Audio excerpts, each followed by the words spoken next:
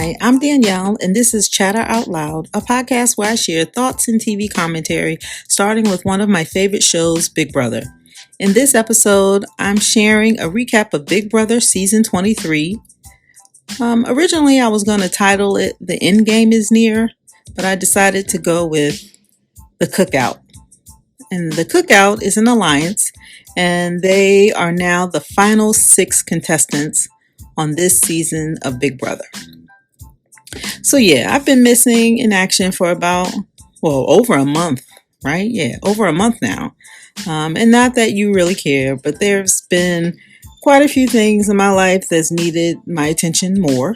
I'm working on another certificate for work, so I've been studying for that. Our family was able to get away for a week for vacation, and so we spent some time in the sun.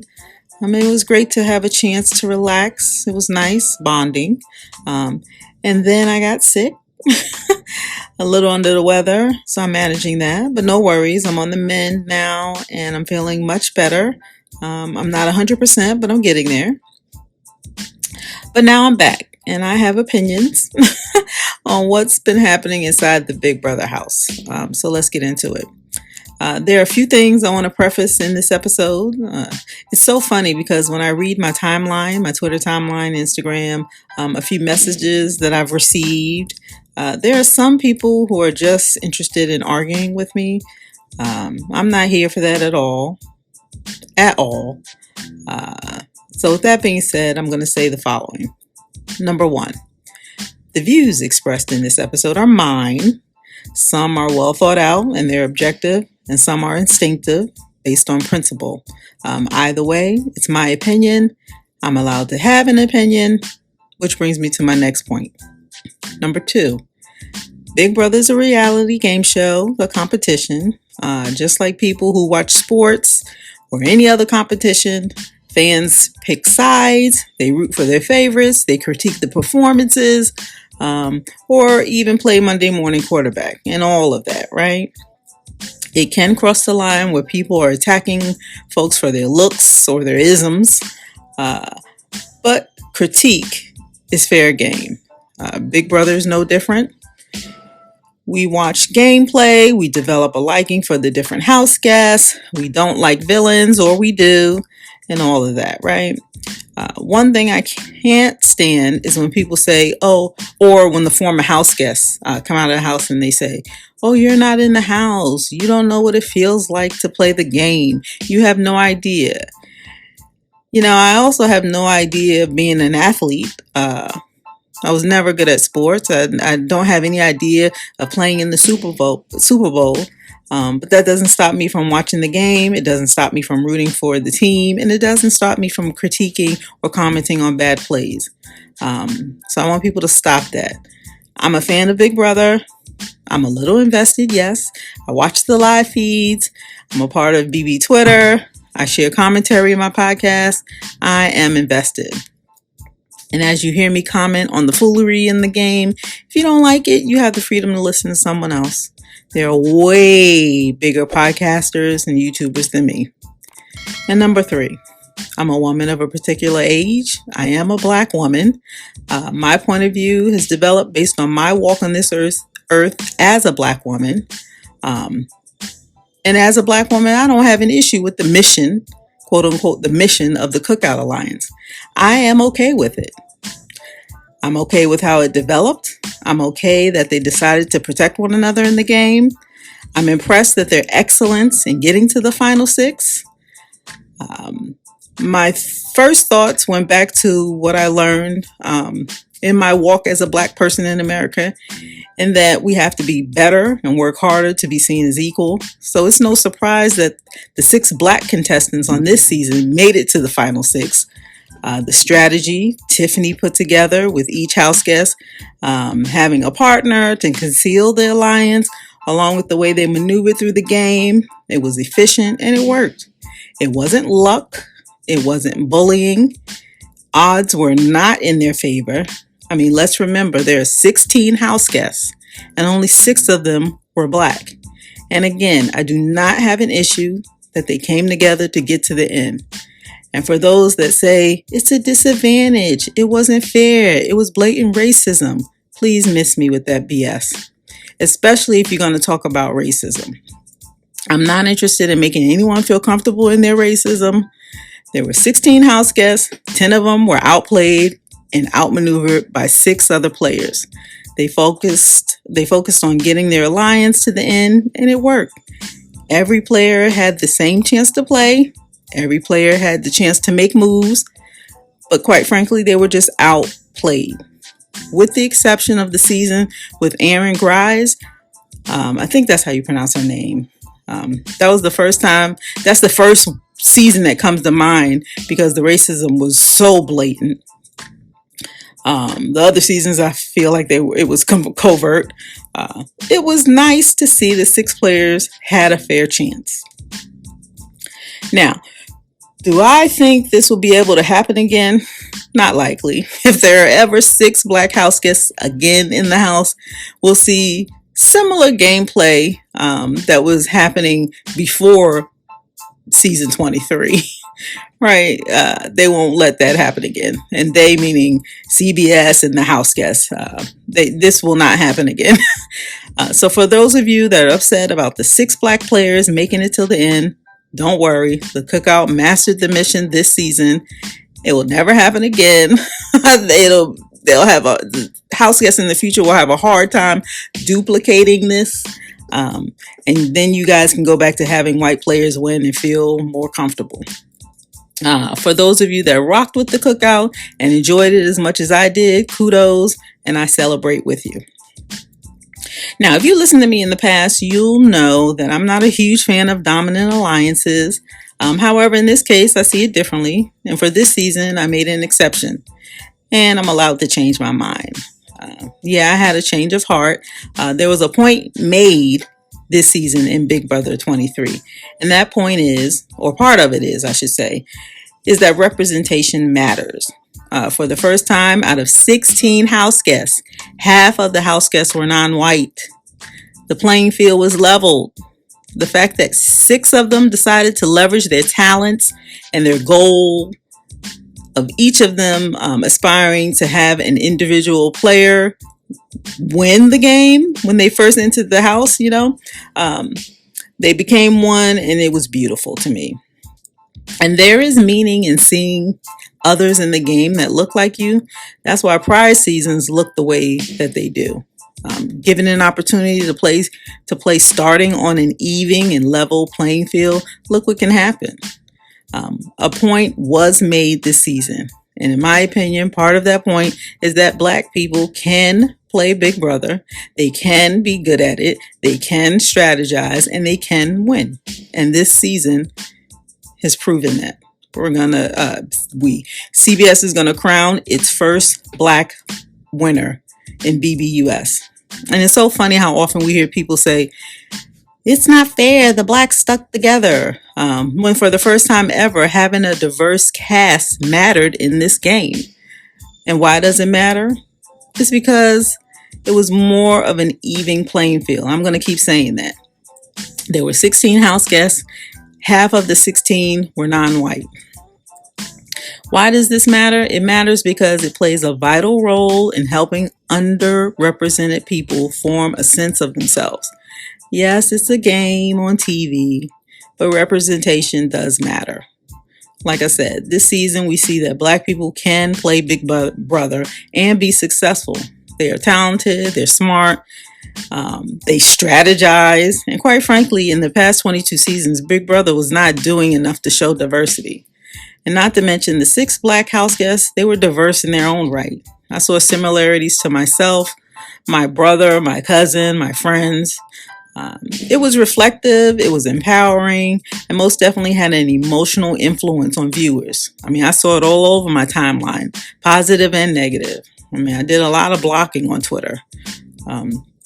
Prior to the season, it's almost like the focus was on one type of player. A habitual element of Big Brother prior to this season was young, white, and male. That's not me. I'm mature, black, and female. What's wrong? What's wrong, I should ask, with offering all future Big Brother house guests the thought of being considered in the Big Brother culture.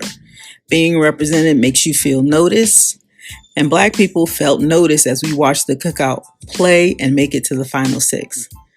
I dare say that those of you that are in opposition of the cookout, citing that it's unfair and fosters racism, I firmly believe you are operating from a position of privilege. And I always go back to that basic question. Why aren't you comfortable with seeing representation in the Big Brother house? What makes you uncomfortable with that? And I challenge you to answer that question without a whataboutism.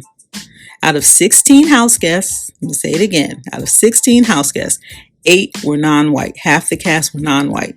And 6 players of the 16 house guests made it to the final 6. That doesn't happen by accident. It takes strategy, maneuvering, and it takes influence. This year, they were able to stick together to have more of an impact to the game, and it worked.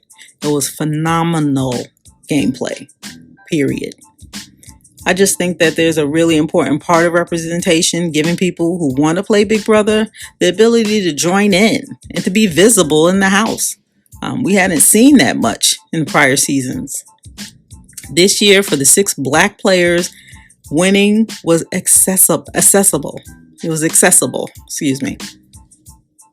They could see it, they could taste it. It was a possibility, right? Where in the past seasons, it was one Black person. They usually got rid of them first. I'm not even going to go into that history. I'm just talking about this year. 6 Black players walking into the house. Winning was accessible. And look at what happens when diversity is introduced. It's a good thing.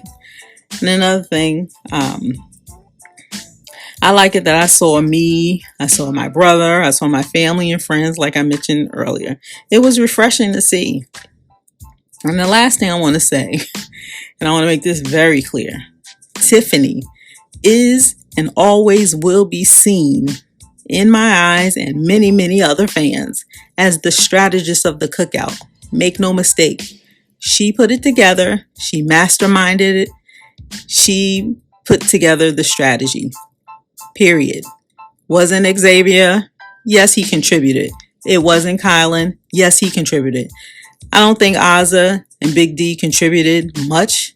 Hannah, she did contribute towards mid to end game. But make no mistake, Tiffany is the mastermind of the cookout.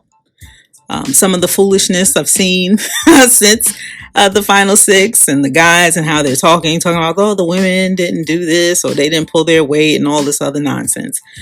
That doesn't apply to Tiffany. She put this shit together. And I want to be very clear. And it annoys me that people try to discredit her or act like she didn't put things together. It's just annoying. Xavier and Kyland, Derek F. And I think I tweeted this out.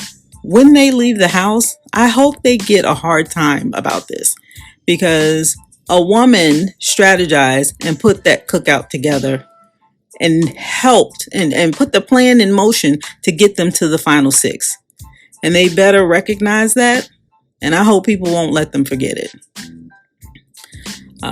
So let it be known, BB Tiffany Mitchell, she's very smart, she's engaging, she's a memorable player of the Big Brother game. And she put the cookout together. She strategized, period. Okay, so getting to the game and where we are. You guys, I know you've been watching the game, and if you're a fan like me, the past double eviction kept me on edge. I felt so nervous. It was so hard to watch.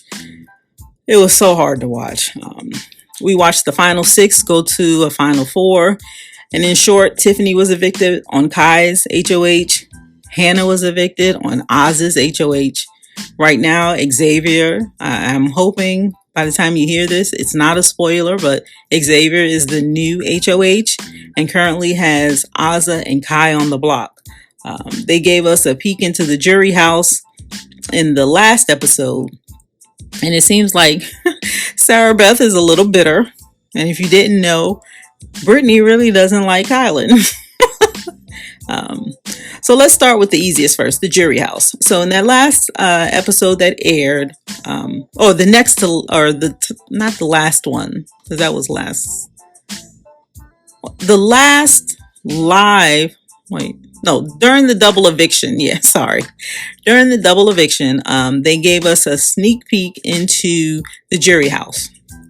And a few observations I want to make.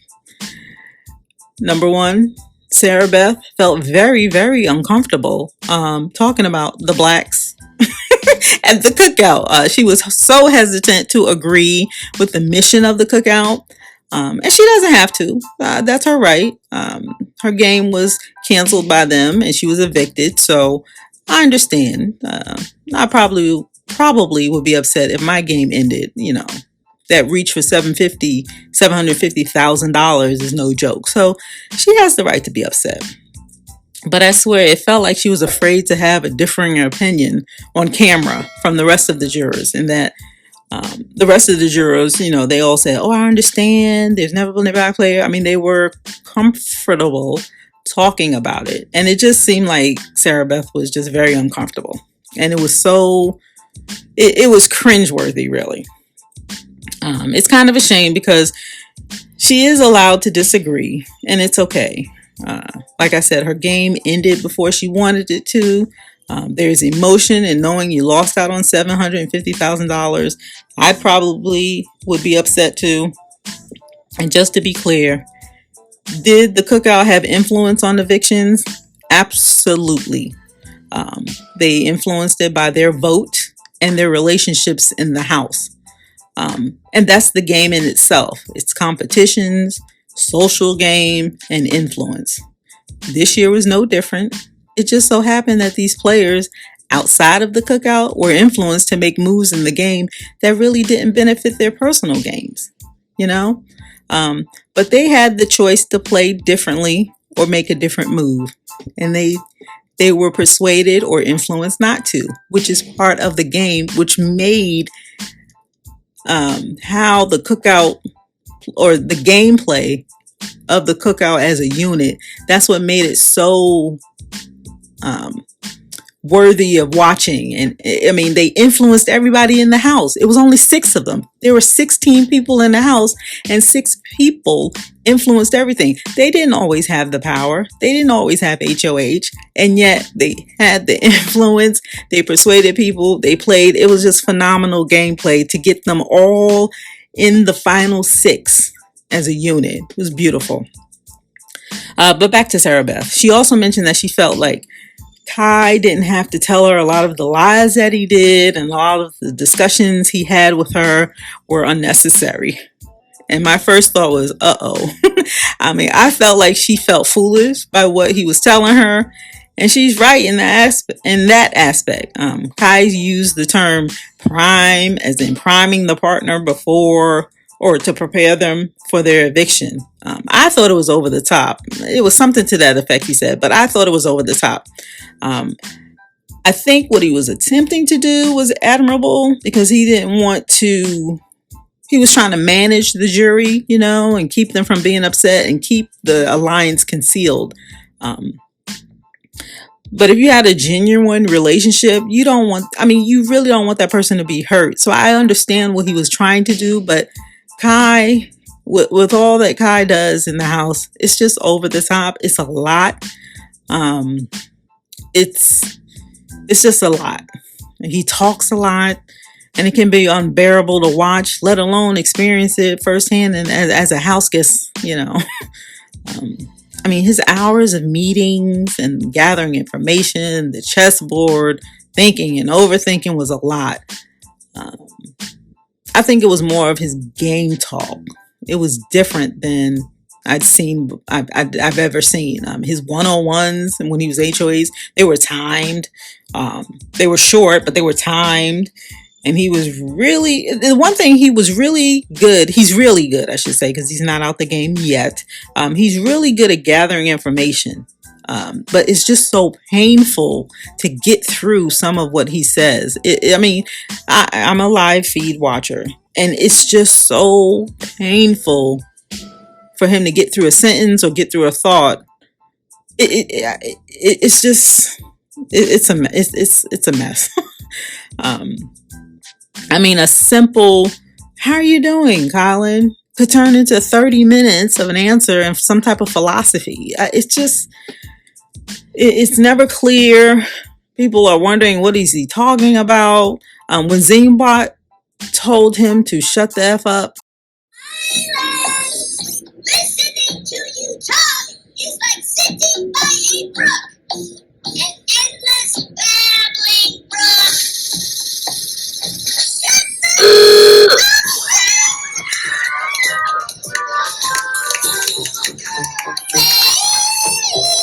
I found it to be funny and I laughed, yes. But I'm not so sure, like, Kylan thought that was funny. Maybe he's just socially awkward. I don't know.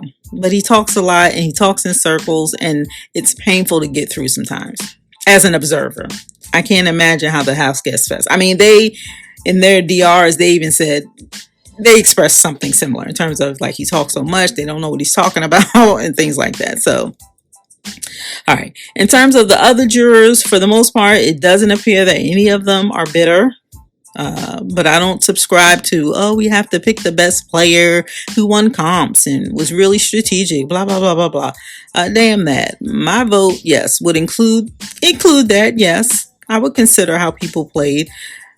But it would also include how that person made me feel in the game. If I felt screwed over or felt talked down to or disrespected by one of the people in the final 2 seats, that other person would get my vote. Yep. And I said it. And the truth is, there's a high probability, that most everyone on the Big Brother juries feel the same way. They just don't think that they can say it out loud. It's not the right thing to say, especially when people are looking at the live feeds. I wish there was an element or a component or a segment, I should say, of the show where we can have live feeds in the jury, maybe between specific hours.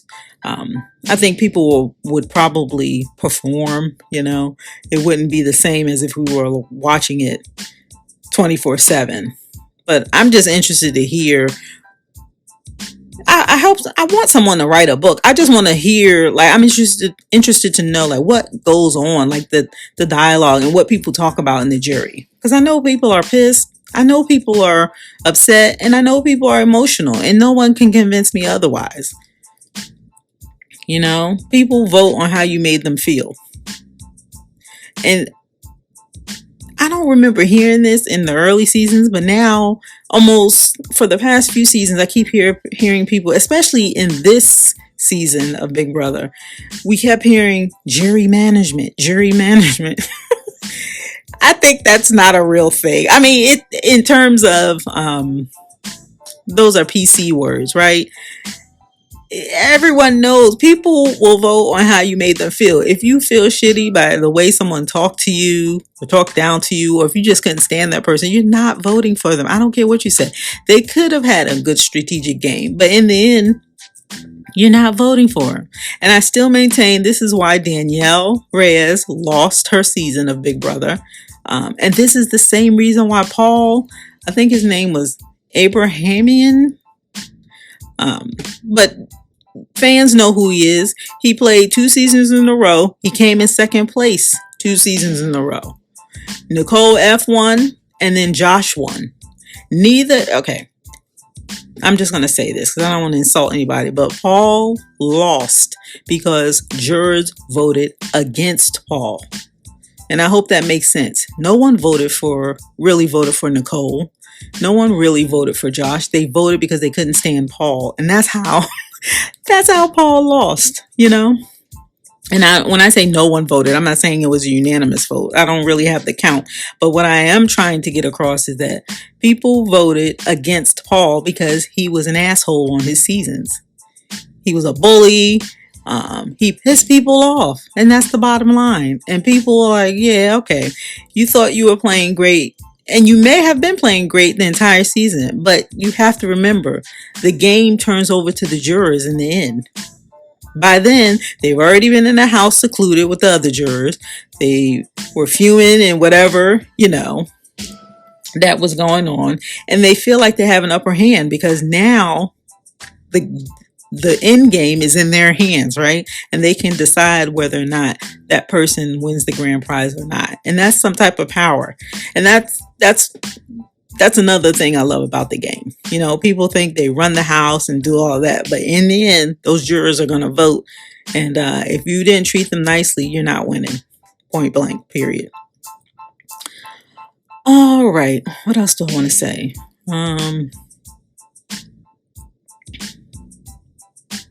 Oh, I did want to point out this because I think I saw a couple of tweets about this. Going back to Paul, of course, he lost because people voted against him. I was going to bring up one of the things that I saw in I think it was his second time playing. Yeah, I think it was his second time playing because it was Jessica and Cody. They were on that season. There was so much bullying he started and participated in that season. And I distinctly remember him getting into, I think he was starting to argue. I can't, I want to say it was Jessica. I'm not sure, but he got the entire house to follow them outside and said, no, we're not going to let this in. Come on, let's continue. It was like a mob attack in the backyard. It was really messy. It was really ugly. And the reason I bring that up is because you did not see that behavior, like this mob attack or bullying used by the Cookout, which goes back to the excellence. They didn't bully anybody. There was no mob attack. They didn't do that. I mean, they argued amongst each other, but there was none of that. And I'm just bringing that up because that's a difference that I've seen, and I just wanted to call it out. All right, but where was I going? Oh, so the jurors so far are Brittany, Derek X, Sarah Beth, Claire, and Alyssa. Tiffany and Hannah will join them soon, but at the time of me recording this, those were the jurors so far that we've seen in the jury house, and they do not appear to be bitter, so that's good. Sarah Beth may be a little upset with Kyland, but I don't believe these jurors are bitter. At least that's not what I picked up on when I seen them in that segment. There's still time for that to change, but I didn't feel like when I was watching them in that last jury segment, I didn't feel like they were bitter. All right. Now going to the house guests. We have a few bitter Betties. I think that's the term. And this isn't in any order. And I really want to call this out. All right. So let's start with Azah. I tweeted out that unless I see Azah's endgame shift to where she wins power of veto, vote out Kai, she wins the final HOH and brings Big D to the final two. If that doesn't happen, I will forever think, believe, and know that Big D, Azah was carried throughout this entire game. And no one's going to argue with me against that. She didn't do squat. The Cookout never really consulted with her in the game of strategy. They kind of told her what was going on. She gave pushback a lot because she felt like she wasn't able to contribute to the plan. But in the end, she went through with the plan. But she never had a good read on the house. She really looks pretty desperate with her infatuation with Xavier, which is embarrassing for her. And she just comes across as having insecurities, especially when it came to Hannah. Azah has made comments about Hannah from the first week of the Cookout. And I personally think it stems from an insecurity and her place in the house. Meaning Hannah was viewed as a valuable member of the Cookout. And she was included in strategy, and she was viewed as a respected competitor. Azah is not. They don't think she adds value. That's why they don't consult with her. That's why they just tell her at the end. And that's why they talked about it the way they did. And I firmly believe that I don't think anyone can convince me otherwise. All right. So Azah is a bitter Betty. All right. Let's move on to Derek F. He's another one. The way Derek F comes across and the way he talks to Tiffany, I don't understand. I mean, he says Tiffany talked down to him and stuff like that. It's BS to me.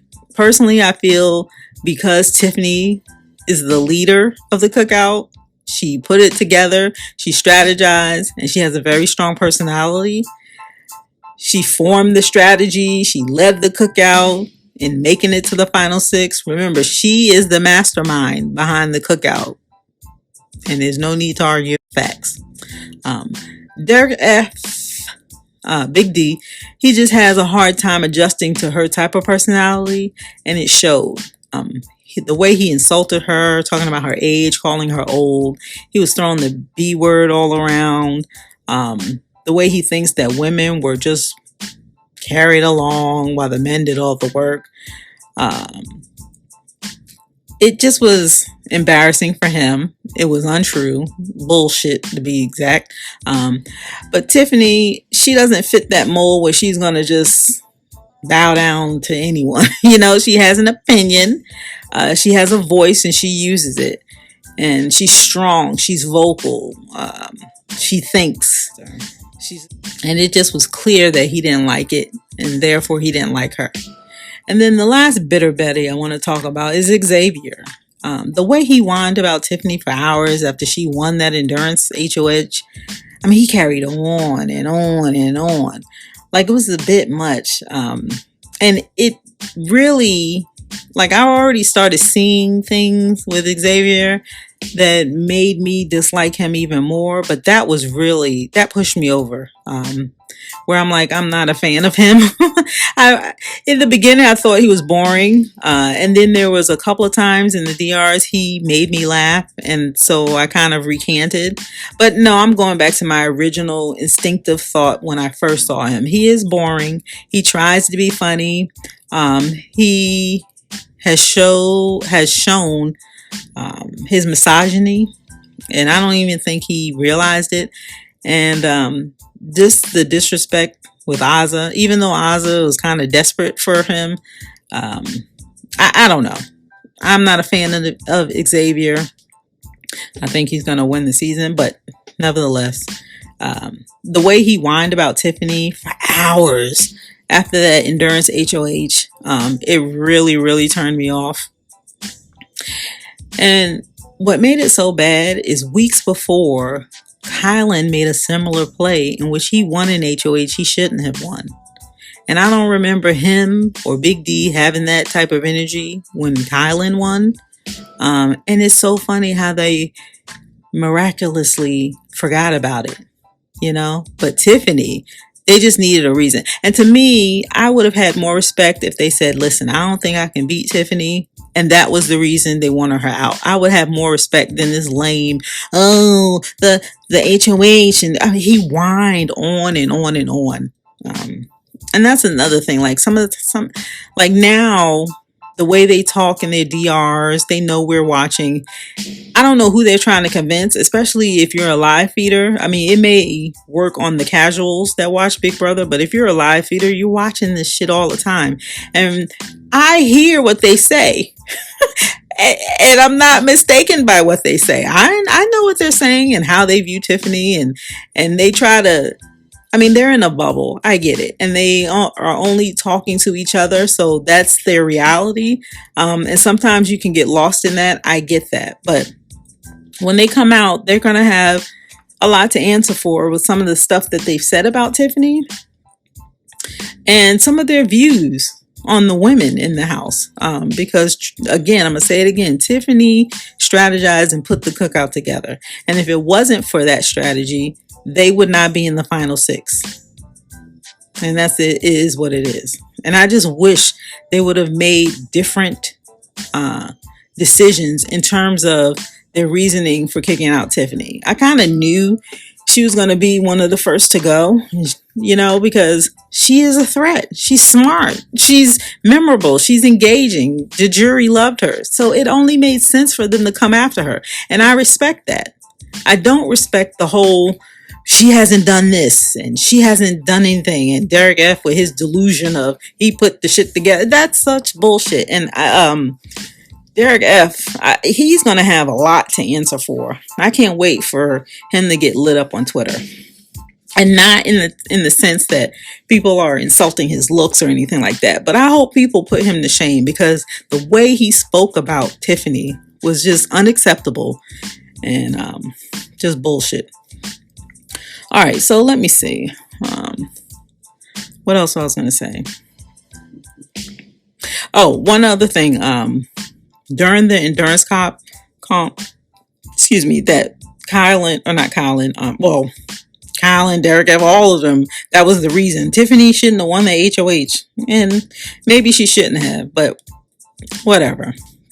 I still maintain during that endurance comp, Kyland could have fell off before Azah dropped.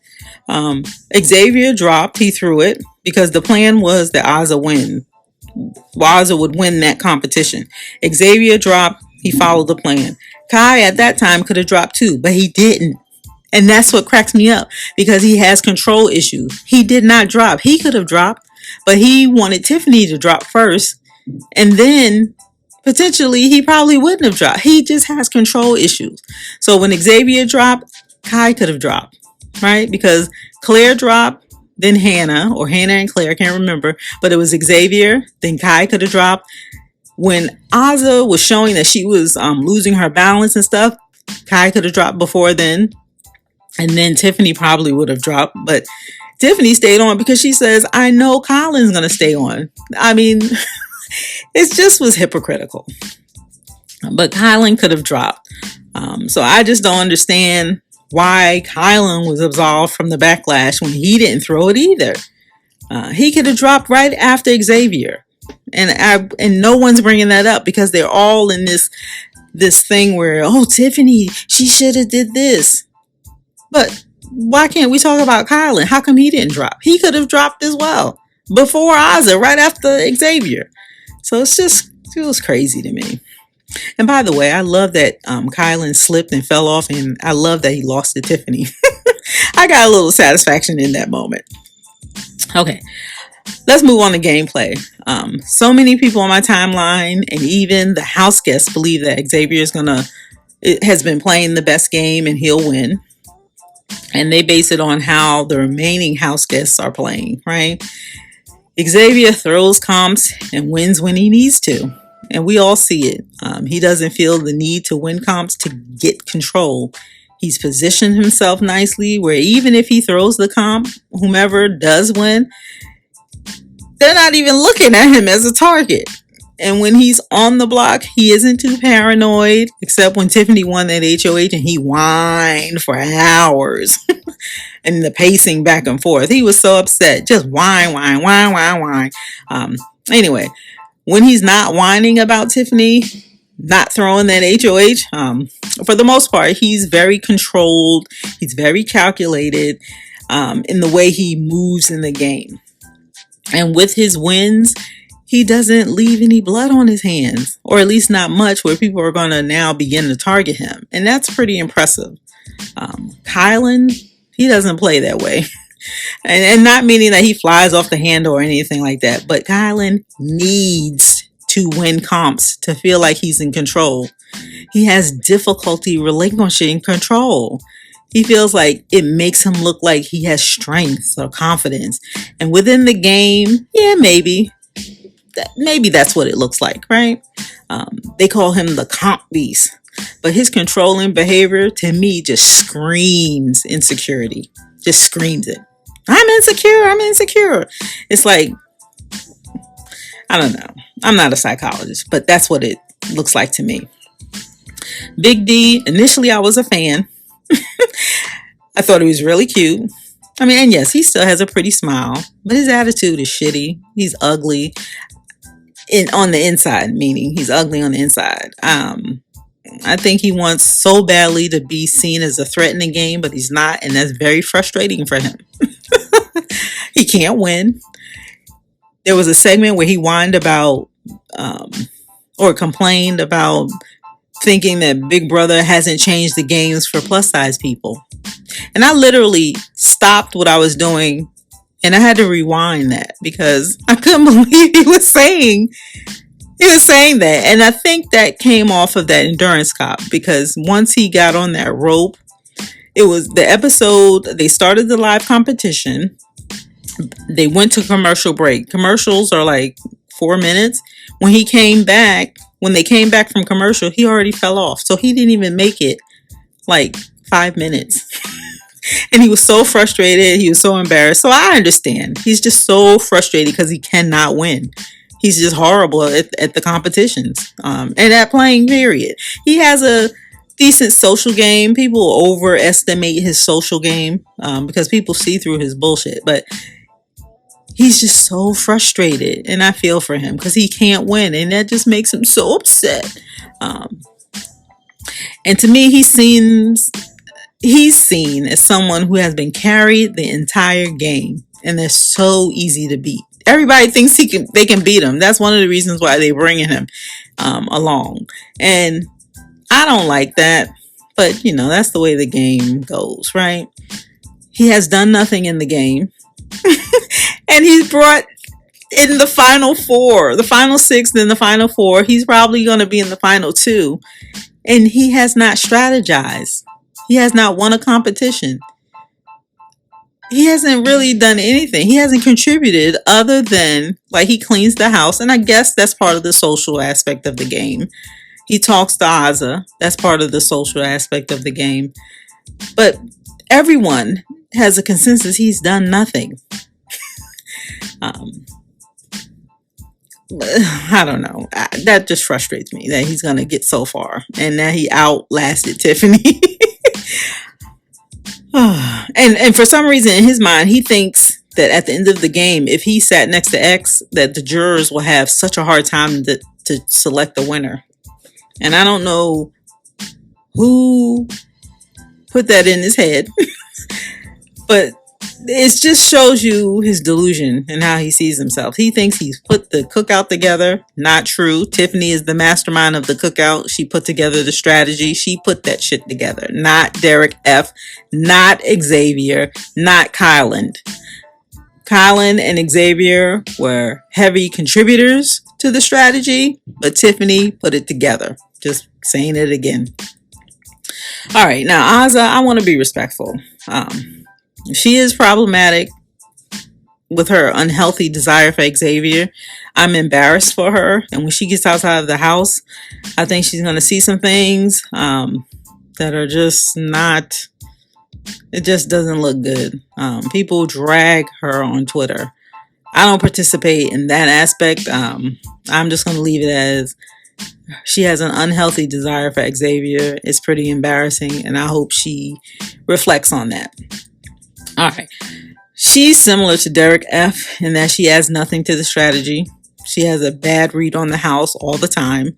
Her social game is much, much worse than Big D. And she is just, frankly, a bad player. And in the scheme of life, that's okay, because it is a game after all. But she will never get respect from me as a good Big Brother player unless her end game is the following. Winning this next POV, then voting out Kai, winning the last HOH, then pulling Big D to the final two. If she does that, I may have a different opinion on her gameplay. There are other things with others that I like to say, but I try to remind myself that all these people are human with flaws, as am I. And they will have enough to reflect on when they get outside the house. All right. While I have an issue with everyone in the final four, and I'd hope that Tiffany remained in the game and she was there now, we'll have to see one of the 6 black players be crowned and win the game. I'm excited about that. I wish Tiffany were in the final 2, and it's so funny because every season there's always something that happens where the person I'm rooting for goes home before the final 2. So if you notice and listen to my earlier editions of my podcast, I always said that I was rooting for Tiffany. I liked her. I related to her. I was hoping for her, but I wasn't necessarily willing to pick her as one of the potential winners of the game Because in the past, when I've done that, it seems like I jinx the person and they always get out before. So I said, I'm not going to say that this year. I'm just going to say I'm rooting for her, and that's it. I would never commit to, oh, she's going to win. I'd always hoped she'd win, but I never said that because I feel like I jinxed the players. So I didn't say it this year. She still didn't win, so I don't know. I'm just sad to see her go out. I think she was... the first of the six. So juror number 5, I think 4, something like that. All right. There were many that gave up on the season after Tiffany and Hannah left, and I understand why. I'm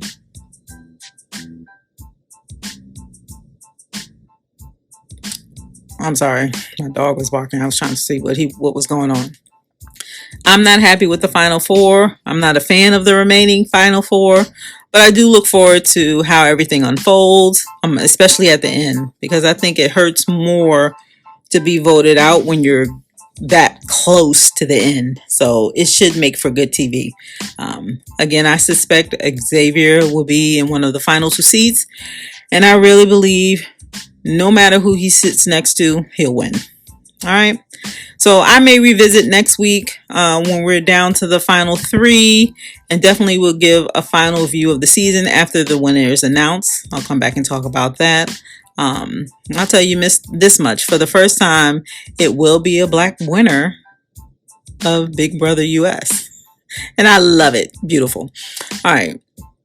And do you know what makes me laugh? I've been on this bandwagon with the first black winner all the while. Everyone hasn't considered Tamar Braxton. She won her season of Celebrity Big Brother, and Tamar is black. In fact, the final 2 seats in Celebrity Big Brother that year were 2 black people. It was Ricky, I think the football player, but for some reason we don't count that. I guess because it's Celebrity Big Brother. I don't know. But season 23 will crown Xavier. Season 23 will crown its first black winner, and I'm all about it. I like it, and I'm unapologetically excited to see this happening. The cookout, every time we hear that term, we're always going to think back to those 6 players.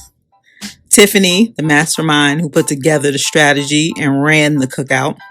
Xavier, Kyland, Azah, Derek F., and Hannah. They played a phenomenal game as a unit to move to that final 6 position. They strategized, they maneuvered, they lied, they manipulated, and quite frankly, they outplayed the other 10 house guests, hands down. And that's what it is. I've enjoyed watching them get there, and I hope you have too. All right, so I will work hard to be back next week to talk about that final 3, and then the gameplay that ensues within that week. And then definitely at the end of the season, I'm going to give a review, and after the winner's crown. So I invite you to come back and visit me. So be sure to come back, give me a listen, give me a follow, subscribe, leave me a comment, leave me a message. You can find me by looking for Chatter Out Loud. I have this podcast, I tweet, I'm on YouTube. So look for Chatter Out Loud and you'll find me. I also have links to where you can find me, and they'll be in the description. So check that out. All right, so my name is Danielle, and you're listening to my podcast, Chatter Out Loud. Thank you so much for joining me. I appreciate your support. That's all I have. Thanks again for listening, and I'll talk to you next time.